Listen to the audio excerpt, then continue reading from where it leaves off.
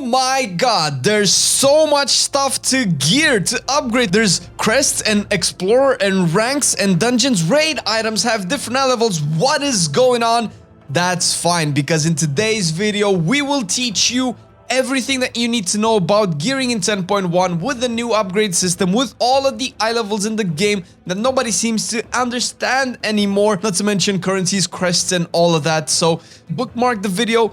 You'll learn how to get the best gear, what and where to farm, how to upgrade all of this gear, and what does this mean for your alt-friendliness accounts. You want to play some alts, I would imagine. So let's get into it, no shenanigans.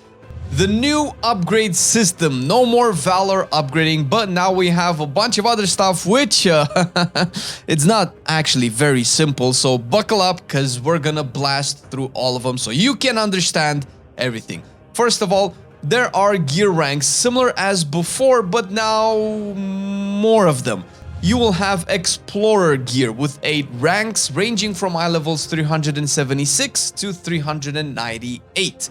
There are Adventurer gears with 8 ranks with eye levels from 389 to 411, Veteran with 402 to 424, Champion with 415 to 437 eye level, and Hero with only 5 ranks ranging from 428 eye level to 441 eye level. And of course you have all the other gear that goes way higher than 441 that is not upgradable whatsoever, so does not have actual ranks that you can see.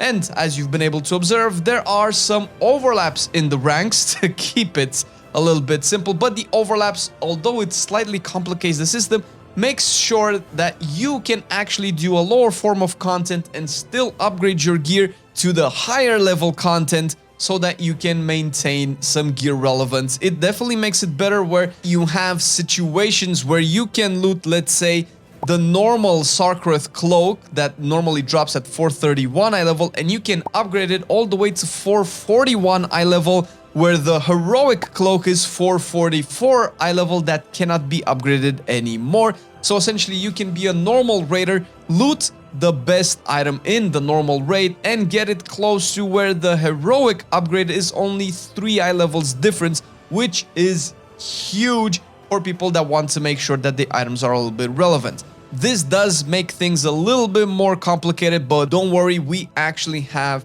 graphical representation of everything. And of course, all of this, if you have a character where you want to upgrade an item in a slot and a different character or an alt that you have already has an item in that slot that's higher eye level, then your upgrade will be reduced in its cost with pretty much big discounts. Now, what are these currencies? You've already encountered some of them if you've been playing the past week. You have Flight Stones, which is your generic currency. You get them from everything, everywhere, all the time. Think of them as Primal Chaos. You'll be using Flight Stones for all of the upgrades, but exclusively for items ranging from 376 to 398. With just Flight Stones, you can only upgrade your gear all the way to 398 eye level. You can hold up to 2,000 Flight Stones on yourself, on your account as a currency, but you can farm endlessly. So if you keep spending them, you can keep farming them. There is no actual cap outside of you just not being able to hold more than 2,000 at a time. Another thing that you will probably do with Flight Stones as well, especially if you're an enchanter, you can trade them to an enchanting vendor for an empowered Flight Stone, which is a reagent used to craft the Titanic Matrix 5, which is used for crafted gear ranging from 382 to 395 item level. Maybe something for your alt or for your friends or for newly leveled characters. The next currency that you will encounter is the Whelping Crest. Now, Whelping Crest will either drop in its raw form or can be combined from 15 crest fragments, which is probably more likely to happen as you farm the content. What content you mean? Well, it will drop from LFR content and Mythic plus 2 to 5, with some exceptions in world content that has some harder quests or rares or anything like that. You can only earn 150 fragments per week, however, the cap increases by 150 each week. So it kind of has like a catch-up. For instance, now that it's week 2, you can farm a total of 300 fragments if you started playing this very moment. But if you farmed your 150 last week, you can only get 150 this week. And next week, depending on when you watch the video, the cap will increase by 150 more. So each week you can farm 150 total more than the previous week. This is so that if you miss of whatever week, you're not essentially behind, and also you cannot degenerately farm these within the thousands and, you know, break the game system and upgrade too much gear to 411, because that's what Whelping Crest will get you. It will upgrade your current or past gear that you've had from 402 and all the way to 411 gear. But as with Flightstones, you will still need Whelping Crests past these eye levels all the way to the max upgrading rank, as with all of these currencies. The next one is the Drake Crest. Similar to Whelping, you'll get them from 5 Crest Fragments, the Drake Crest Fragments that you will combine to get one big Drake Crest. You will still have the 150 cap per week that will increase each week, and they will drop from normal raids and Mythic plus 6 and 10. They will also drop from super rares or just rares in Vizaralek Cavern, and some of the quests will also reward some form of Drake Crest. There is a weekly quest in Valdrakken that was available in week 1, and since this is recorded week 1, I'm not sure if week 2 will have a similar one, but I would imagine it would, where it rewarded you with a Drake Crest item or a heroic level item. And they will upgrade your gear to 415 all the way to 424 item level, and you'll need these further on in your upgrade path. The next currency is Worm Crests. Similar to the other crests, once again, you'll need 15 crest fragments to make one. You will only be able to farm 150 fragments per week, starting with this week, the Season 2. So you will be 150 cap behind the other 2 crests. They will drop in Heroic Raids and Mythic plus 11 and 15, likely from other sources of content where the quests get higher and higher that we couldn't test, but normally this is where you will farm them, in dungeons ranging from plus 11 to plus 15 and in your Heroic Raids. They will upgrade your gear to 428 eye level and all the way up to a max of 437. And last but not least, Aspect Crests. Of course, you can make them from 15 crest fragments, and you'll still have the 150 cap per week, starting with the beginning of the season. You'll be able to find these in Mythic Raids and Mythic Keys, starting with 16 and higher. And you will only use them for one upgrade rank, which is to get the gear to 441, the hero rank, let's say, that only has 5 ranks, and you'll be able to just upgrade the max hero rank from 4 to 5 to 441. And these crests will do a little bit more once we get into crafting, so stay tuned. Now, where do you get this gear to upgrade it? Well, first of all, world content will reward you with the Explorer gear by default, and there are some exceptions like the elite quests in Zaralek that reward you with 405 eye level veteran gear. Likely this will change as the patch goes on, but these are initially available to you as of today. Dungeons, normal dungeons will reward you with 372 eye level gear, heroic with 385, mythic with 398, and with mythic plus starting from 402 to 431 eye level. The vault for mythic plus rewards, because the raid is just the same as the raid gear, will reward you with 415 eye level all the way to 447 max eye level from the vault. The raid will have its eye level ranges according to their difficulties. LFR will give you 402 to 418 eye level gear, normal will give you 415 to 431 eye level gear, heroic 428 to 444 eye level, and mythic 441 to 457 max eye level gear in the season. And speaking of raids, of course the dungeons will have their own specific really cool special items that will just abide by the normal eye level rules, but raids are different. First of all, you of course have the tier tokens, which will give you the tier respective to your character. One new addition this season is that we will have the Omni token, or in-game called Void Touched Curio. This will be rewarded from Sarkreth, and only from Sarkreth. First of all, you'll get one free one from getting ahead of the curve, essentially killing Sarkreth on heroic. But also, supposedly, although not 100% confirmed, this is what they mentioned, Sarkreth will drop one of these Void Touch Curio per each 10 players in your raid per difficulty. So essentially, if you're a Mythic Raider and you kill heroic Sarkreth with 20 people, you can get 2 of these Omni tokens. Supposedly, it's not yet confirmed, but this is what they initially announced. If this changes, you'll see a pinned comment down below. The Catalyst, which is something that people will be interested in, will only be available 6 weeks into the raid being open, unless they change their mind, since this is a lot. 6 weeks is quite a bit, but considering that we now have the Omni token as an extra source of tier options, this might not be that bad if you are incentivized to clear the whole raid and not just stop at Neltharion, since StarCraft does not actually drop any tier tokens whatsoever outside of the Omni token. And this is not all. Similar once again to Vault of the Incarnates, the raid will drop rare items that drop at a way higher item level for each respective difficulty. I'm not going to go over the levels once again because it's so many, but the items that you will be looking for drop from 3 bosses. First of all, Kazara, which should be the first one, will drop Screaming Black Dragon Scale at a higher level. It is a trinket that has some neat procs. You can see it right now. It's essentially a crit proc with Leech, although Leech has been nerfed.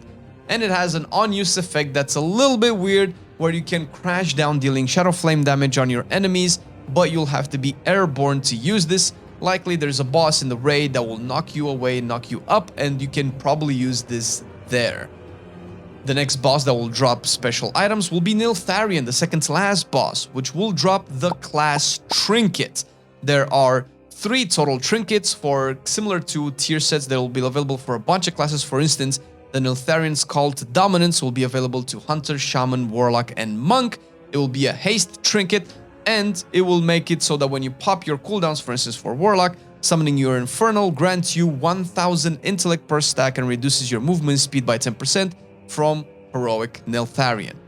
And lastly, you'll have the Cloak from Sarkareth, which will drop at the same eye level as the class trinket. It will be the highest eye level cloak in the game. It will not have stamina. We've already covered it on our channel, and its effect is very unique. It's very cool. You'll be essentially sucking the lower stat of your allies around you, and it will reward you with your highest stat for a big chunk of version. You know, you'll only steal 125 on Heroic, and it will give you 1800 for 8 seconds. It is a big buff. The stamina might be a drawback for some. I'm not 100% sure, but the buff is probably well worth the investment. Moving on to crafted gear. First of all, you'll notice that you have a new spark this time around, which is the Spark of Shadow Flame, and you'll be getting these from a weekly quest. So far, we'll see how this plays out future into the patch, because the prior spark became essentially available from all content after a couple of weeks. To begin with, you'll have Power Unified, a quest that you could do on week 1 that would give you 1 spark per character. You'll be able to get Splintered Sparks across the season that will be making 1 full spark. 2 Splintered Sparks will give you 1 spark, and you'll have to use this for your new crafted gear for your higher eye level. Now you'll also have new embellishments coming this patch for the crafted gear. First of all, actual crafted embellishments will be 2 from Leatherworking, the Adaptive Dracothist Arm Guards, and the Spore Colony Shoulder Guards, which, the arm guards are a risk, so that's fine, but the shoulder guards do take a tier token slot, so not sure if this is something that a lot of people will do. However, Leatherworkers are no strangers to using stuff like Flaming Call from Season 1 to take a tier slot away and giving them a lot more damage. Tailoring also will be able to make Undulating Spore Cloak, a very interesting cloak that could be really good for tanks since it does proc with an Absorb Shield when you dip below 30% HP. Could be good for other classes as well. Blacksmithing will be able to make 2 cool weapons, kind of. One is a 2-handed mace, the Shadow Raising Annihilator, and you'll also be able to make a special shield, the Shadowed Impact Buckler. Enchanting will be able to make Spore Keeper's Baton, a wand with a neat proc, although once again we'll see if these actually become best in slot. And you'll also have actual embellishments that you can put into the gear. You'll have Figurine of the Gathering Storm, Statuette of Foreseen Power, Reserve Parachute, and Shadow Flame Tempered Armor Patch. These again will take one of the 2 embellishment slots that you can have max per character. And lastly, let's not forget, Lariat, one of the more sought after embellishment, has been nerfed. However, it will still provide the full effect prior to the nerf if you have all of the sockets added on your gear, likely becoming one of the best embellishments later on into the patch. So no sense trying to go for it right away, but you can probably still save it and recraft it later on if you want to recraft it, or you can simply craft it from scratch. The difference in cost is very minimal. And last but not least, when it comes to crafted gear from Season 1, you used to have the concentrated power infusion drops, or just power infusion drops from dungeons and raids that would essentially let you craft gear to higher eye level. Now, since we don't have that anymore, you will use crests for this, although slightly different. The dungeons and the raids will actually drop the crest fragments, like I mentioned before, but these will have to be enchanted by an enchanter to become the actual item. You'll not be able to just combine 10 in your bags like before, but you'll actually need an enchanter to do this for you. Whether this is good or not, I'm not sure. I'm an enchanter, so I don't care. Moving on, the enchanted whelping crest will use one actual whelping crest and can be used in crafted gear to get your gear to 395 to 402 item level. The enchanted worm crest, because the drake is skipped for some reason, there's no data on it whatsoever in any content, will require 3 full worm crests to craft the gear from 424 to 437 item level. And last, the aspect, which is probably the most important one, 4 aspect crests will make an enchanted aspect optional reagent and will be used to craft gear from 434 to 447. Considering that baseline you can only upgrade gear with aspect crest to 441, crafted gear will get it to 447 max total, and obviously this is already mythic level, which is pretty good, so make sure that when you have your aspect crests, you keep them until you want to craft the best eye level gear. Now this is all fine and dandy, you know where to get your crests, you know where to get your gear. What is the best way to optimize your path? Well, there's plenty of ways to approach gearing and min-maxing your gear if this is your goal and getting the best out of your daily and weekly quests. What we recommend you do is, first of all, if you haven't played in the week 1, although you should have, if you haven't played at the beginning of the 10.1 launch, do all of the quests and the tutorial so you can actually get one of your full Shadow Flame sparks. You'll also be able to get a whole bunch of flight stones this way and start gathering your crests. Now, since the week 2 launched, you'll be able to still do the weekly quest for getting half of those sparks. From here on out, you'll get 1 spark every 2 weeks. And you can start farming crests. We recommend starting to do plus 16 keys so you can farm the aspect crests. And of course, you can still get the worm crest from the heroic raid and 11s and 15 keys, unless you're already mythic raiding. But mythic raiding in the second week will probably take a while to actually reward you with the aspect crest, so the best place to get them will still be from 16 keys and higher. If you're watching this in the second week, we recommend you also do at least 1 plus 20 key so you can get a 447 item level reward from the vault. And starting from here on out, considering that you can actually farm the aspect crest, you'll be able to craft the 447 also with 1 of the spark that you already have by now and 4 of your aspect crests that we mentioned before. Considering that the aspect and the worm crest are the most valuable one, we recommend not wasting them on upgrades that are not necessarily bis for you. When it comes to crafting gear, there are of course embellishments that we mentioned, but you also need to take into consideration that you will have your tier tokens dropping soon and you cannot really control where that tier item goes. So sure, you can craft your 447 gear, but if that is supposed to be a helmet, shoulder, chest piece, gloves, pants, then you probably want to double think it, because if you craft one of those in your slots and you get your tier set then that might set you back as well, since you probably wasted a crafting option. We would recommend waiting until the vault for the next week to see where the tier token drops, because the tier token will likely take priority over embellishment and crafted gear. Of course, if this is a bracer or a belt or a pair of boots, then it doesn't really matter. You can go ahead and craft whatever you like. And from here on out, you pretty much do the same every week. You want to do your weekly quest to farm your half of the spark to make your full spark eventually every 2 weeks.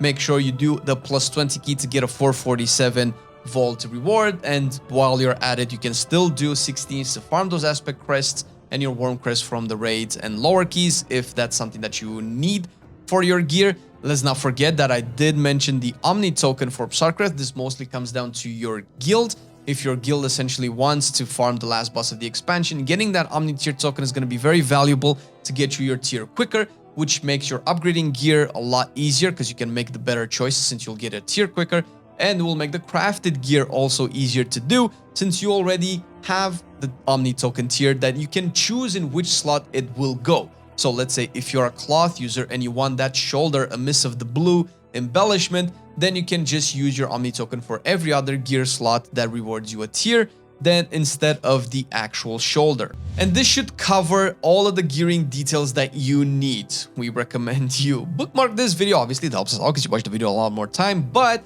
this is a new system and it is very hard to grasp at first glance. We had to run multiple tests, had to look at multiple spreadsheets, had to make our own spreadsheets. Like I can show you, like you can look at this and even this if you really want to, and you'll see that this was not particularly easy to organize so that we can give you guys the best type of information possible. But even though it is a little bit more complicated, and we can only hope that this will become easier as time progresses, this is overall a better system in terms of you upgrading your gear based on the content that you do, and of course you helping your alts gear up as well without actually having to farm specific tokens. Since the upgrades will be easier to do with discounts, this will make your alts get your eye level a lot easier and a lot more fun. Thank you, patrons, for supporting the video. Thank you for watching the video, and we will catch you in the next one. Love you guys. Bye-bye. I've been loving it then, I still love it now. Still, I play WoW. Still, I play WoW. Getting better every day, let me show you how. Cause still, I play WoW. Still, I play WoW. It's getting harder to stay, but at the end of the day, it's a guilty pleasure, so just log in and play. Whether it's classic or retail, I'ma do a /bow. Still, I play WoW.